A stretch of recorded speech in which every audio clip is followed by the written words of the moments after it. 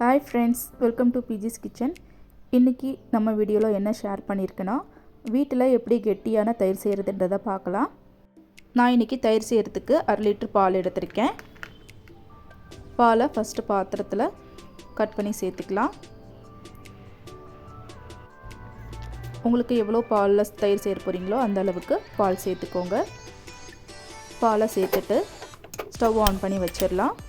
Medium ஃப்ளேமில் வச்சு பாலை நல்லா கொதிக்க வச்சு எடுத்துக்கோங்க. பாலை சேர்த்துட்டதுக்கப்புறம் இது கூடவே நான் 1/4 கப் அளவு தண்ணி சேர்த்துக்கிறேன். தண்ணி சேர்த்துட்டு உடனே நல்லா கலந்து விட்டுக்கலாம். மீடியம் ஃப்ளேமில் வச்சு இதை அப்படியே கொதிக்கட்டும். அப்பப்போ ஒரு தடவை கலந்து விட்டுக்கோங்க, அடிப்பிடிக்காமல் இருக்கிறதுக்காக. நிறைய பேர் இந்த பாலாடையை எடுத்து வச்சுருவாங்க வேணான்ட்டு. இந்த பாலாடையோட தயிர் சாப்பிடும்போது செம்ம டேஸ்ட்டாக இருக்கும். இந்த மாதிரி ஒரு 5 நிமிஷம் நல்லா கொதிக்க விட்டுருங்க. நல்லா கொதித்து அந்த தண்ணி நல்லா வற்றணும். தண்ணி சேர்க்காமல் கூட நீங்கள் பால் காய்ச்சி எடுத்துக்கலாம்.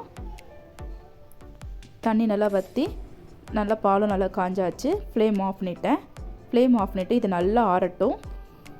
ஆற வைக்கும் போது தட்டு எதுவும் போடாமலே ஆற வைங்க, இல்லைனா தட்டில் இருக்க தண்ணி கூட பாலில் சேர்ந்துடும்.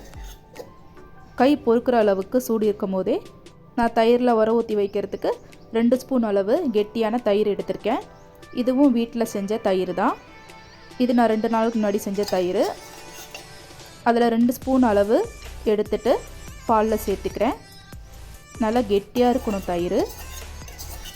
எப்போவுமே நீங்கள் உர ஊற்றுற போது தயிர் கெட்டியாக இருந்தால் தான் உறங்கும் போதும் உங்களுக்கு தயிர் பால் நல்லா கெட்டியாகிடும். நீங்கள் உரைக்கு சேர்க்குற தயிரே தண்ணியாக இருந்துச்சுன்னா அப்புறம் தயிர் உரையும் போது கெட்டியாக இருக்காது. முடிஞ்ச அளவுக்கு நல்லா கெட்டியான தயிரை சேர்த்துக்கோங்க. நான் எப்போவும் வீட்டில் இந்த மாதிரி தான் தயிர் செய்கிறது. தயிரை சேர்த்துறதுக்கப்புறம் நல்லா கலந்து விட்டுக்கோங்க. நல்லா கலந்து விட்டதுக்கப்புறம் இதை மூடி போட்டு வச்சிடலாம். பால் காய்ச்சினா உடனே வேறு பாத்திரத்தில் கூட மாற்றிட்டு வர ஊற்றி வைப்பாங்க. அப்படியே வைக்கிறதுன்னு அவசியம் இல்லை. இந்த மாதிரி கூட பால் காய்ச்சினா அதே பாத்திரத்தில் வர ஊற்றி வைக்கலாம். இதை மூடி போட்டு வச்சிடலாம். இது ஒரு 5 மணி நேரம் அப்படியே இருக்கட்டும். 5 மணி நேரத்துக்கு அப்புறம் நான் ஓப்பன் பண்ணி பார்க்குறேன். எவ்வளோ சூப்பராக வந்திருக்கு பாருங்கள். அவ்வளோ கெட்டியாக சூப்பராக வந்திருந்தது. நீங்கள் மதியம் தயிர் சாப்பிட்றதா இருந்ததுன்னா காலையிலே உர ஊற்றி வச்சுருங்க. மதியத்துக்குள்ளே தயிர் ரெடி ஆகிடும். நான் ஒரு 5 மணி நேரம் தான் வச்சுருந்தேன். அவ்வளோ சூப்பராக தயிர் ரெடி ஆகிடுச்சு. உங்களுக்கு சீசனுக்கு ஏற்ற மாதிரி தயிர் சீக்கிரமாக உறைஞ்சிரும். குளிர் டைமில் கொஞ்சம் லேட்டாக ஆகும், வெயில் டைமில் சீக்கிரமாக உறைஞ்சிரும். பாருங்கள், எடுத்து காமிக்கிறேன். எவ்வளோ சூப்பராக வந்திருக்கு பாருங்கள். சைட்லெல்லாம் எவ்வளோ அழகாக ஷார்ப்பாக இருக்குது பாருங்கள். தயிர் அவ்வளோ சூப்பராக வரும். நீங்களும் நான் செஞ்ச மாதிரி ஒரு செஞ்சு ட்ரை பண்ணி பாருங்கள்.